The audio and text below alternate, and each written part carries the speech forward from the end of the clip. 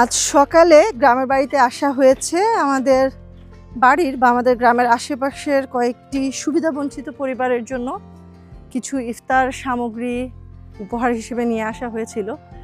তো গ্রামে আসলেই আমাদের একটা চমৎকার ফিশারি আছে, খুব কালারফুল কিছু ছোট ছোট বসার জায়গা করা হয়েছে, একটা ভাসমান বোটের মতো আছে, মাঝে মাঝে এটা দিয়ে আমরা পুকুরের মাঝখানে যেতে পারি। এখন অবশ্যই এটা নোঙর করা, তো ভালো লাগে। আমাদের ফিশারিটা এত বিশাল না, বাট সুন্দর, খুব চমৎকার। আজকে অবশ্য মাছ ধরার প্ল্যান নাই, রোজা যদি না থাকতাম তাইলে হয়তো উড়াল জাল ফেলা হতো, অনেকে ঝাঁকি জাল বলে, আমার খুব ভাল লাগে উড়াল জাল ফেলে মাছ ধরা। তো খুব চমৎকার, মানে যখনই আসি এত ভালো লাগে।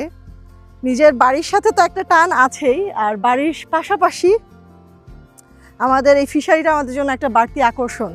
চারিদিকে ধানের ক্ষেত, কিছু কলার বাগান আছে, কলা গাছ আছে, বিভিন্ন ধরনের ফলের গাছ আছে, পাখি আছে। যখনই কোথাও কোনো ফিশারি দেখবেন তখন অনেক পাখি দেখা যায়, এরা মাছ খাওয়ার জন্য আসে।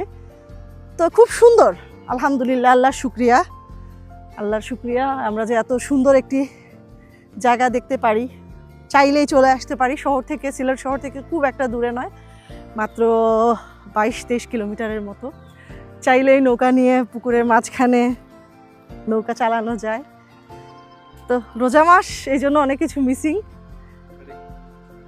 একটা ব্যাপার যেটা হয়েছে সেটা হচ্ছে বর্ষার সময় প্রচুর বৃষ্টি হয়েছিল, বন্যাও হয়েছিল, কিন্তু বর্ষা যাওয়ার পর থেকে লিটারেলি বৃষ্টি নাই প্রায় 7 থেকে 8 মাস। এবং এখানে দেখা যাচ্ছে যে আমাদের মাটি তো জমিন শুকিয়ে গেছে, ফেটে গেছে জায়গায় জায়গায়, পুকুরের পানি কমে গেছে, এবার সবজিটাও ভালো হয়নি পানির কারণে। তো আমরা দোয়া করি বৃষ্টি আসুক, কিন্তু অতিবৃষ্টি না হোক।